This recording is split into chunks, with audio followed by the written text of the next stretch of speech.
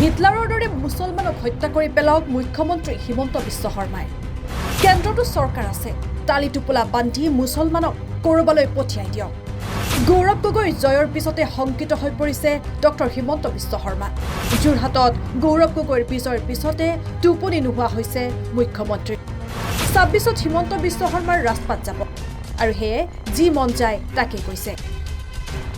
মুছলমানক লৈ মুখ্যমন্ত্ৰী হিমন্ত বিশ্ব শৰ্মাই কৰা তিৰ্যক মন্তব্যৰ পিছতে হিমন্ত বিশ্ব শৰ্মাক তুলাধুনা বিধায়ক শ্বেৰমান আলী আহমেদৰ। বিধায়ক শ্বেৰমান আলী আহমেদৰ মতে, মানুহখিনিৰ প্ৰতি যদি ইমানেই ঘৃণা, তেতিয়াহ'লে আমাৰ সংবিধান অনুসৰি এই মানুহখিনিক হয় হিটলাৰে কৰাৰ দৰে গেছ চেম্বাৰ বনাই মাৰি পেলাওক, নহ'লে আপোনালোকৰ কেন্দ্ৰত চৰকাৰ আছে, এই মানুহখিনিক ক'ৰবাত টালি টোপোলা বান্ধি পঠাই দিয়ক। সেইটোতো পৰা নাই।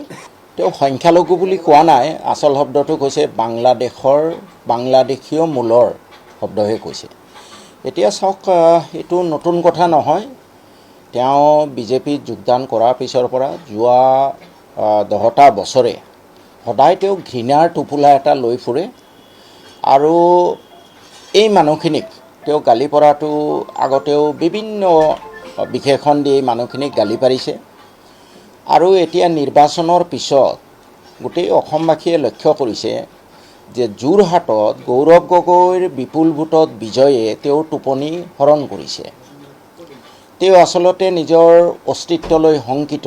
২৬ত যে তেওঁ ৰাজপাত যাব আৰু তেওঁ যে জেলত যাব লাগিব, তাৰ কাৰণে তেওঁ যথেষ্ট উদ্বিগ্ন হৈ আছে। সেইকাৰণে কেতিয়াবা বিভিন্ন ধৰণৰ বেবেৰিবাং কথা তেওঁ কৈ আছে। মই মুখ্যমন্ত্ৰী মহোদয়ক প্ৰশ্ন কৰিব খোজোঁ যে এই মানুহখিনিৰ প্ৰতি যদি ইমানেই ঘৃণা, তেতিয়াহ'লে আমাৰ সংবিধান অনুসৰি এই মানুহখিনিক হয় হিটলাৰে কৰাৰ দৰে গেছ চেম্বাৰ বনাই মাৰি পেলাওক, নহ'লে আপোনালোকৰ কেন্দ্ৰত চৰকাৰ আছে, এই মানুহখিনিক ক'ৰবাত টালি টোপোলা বান্ধি পঠাই দিয়ক। সেইটোতো পৰা নাই। 10 বছৰ আপোনাৰ মোদী আছে, আপুনি আছে। গতিকে মুখ্যমন্ত্ৰী মহোদয়ক মই ক'ব খোজোঁ যে যিটো হ'বলগীয়া আছে অৱধাৰিত ২৬ত, এইটো লৈ আৰু ইমান আপুনি উদ্বিগ্ন হৈ বেবেৰিবাং কথা কোৱা বন্ধ কৰক। আৰু এটা কথা, কোৰ্টে নিয়মমতে সুমোটো কেছ ল'ব লাগে। তেওঁ শপত লৈছিলে সংবিধানৰ নামত যে মই কাৰো প্ৰতি, কোনো জনগোষ্ঠীৰ প্ৰতি বিদ্বেষ নৰখাকৈ মই কাম কৰিম। আজি তেওঁৰ প্ৰতিটো বাক্যই বিদ্বেষ, ঘৃণা, বিদ্বেষ যোৱা 10টা বছৰে প্ৰকাশ পাই আহিছে। আচলতে কোৰ্টে সুমোটো কেছে ল'ব লাগিছিলে। তেওঁ মুখ্যমন্ত্ৰী হৈ থকাৰ যি অধিকাৰ, নৈতিক অধিকাৰ তেওঁ হেৰুৱাই পেলাইছে। সংবিধানক অৱমাননা কৰিছে। তেওঁ নিজে ভগৱানৰ নামত খোৱা শপত তেওঁ উলংঘন কৰিছে।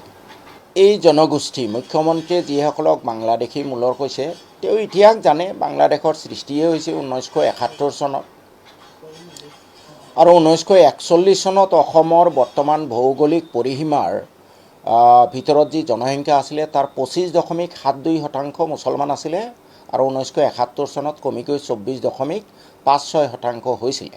মুখ্যমন্ত্ৰীয়ে এই ইতিহাস জানে, জানিও তেওঁৰ ৰাজনৈতিক উদ্দেশ্য প্ৰণোদিতভাৱে এইবোৰ কথা কৈ আছে।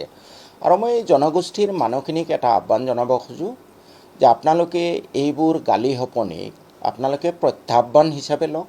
প্ৰত্যাহ্বান হিচাপে লৈ আপোনালোকে শিক্ষা দীক্ষাত গুৰুত্ব দিয়ক আৰু ব্যৱসায় বাণিজ্যত গুৰুত্ব দিয়ক। বাকী কোনে কি ঘৃণা বীজ সিঁচি থাকে, সিঁচি থাকক, আপোনালোকে মন কাণ দিব নালাগে। নিজে যি মূৰ্খামিৰ পৰিচয় দিছে আৰু যদি তেওঁ ভাবিছে যে অসমৰ সকলো ৰাইজ মূৰ্খ, তেতিয়াহ'লে তেওঁ নিজেই মূৰ্খৰ ৰাজ্যত বাস কৰিছে। আজি উন্নয়নমূলক যিবোৰ কাম কৰা হয়, গোটেইখিনি ৰাইজে দিয়া টেক্সৰ অংশহে। গতিকে এইটো মুখ্যমন্ত্ৰী হিমন্ত বিশ্ব শৰ্মাৰ বাপেকৰ সম্পত্তিও নহয়, নৰেন্দ্ৰ মোদীৰো বাপেকৰ সম্পত্তি নহয়। বৰঞ্চ মুখ্যমন্ত্ৰীয়ে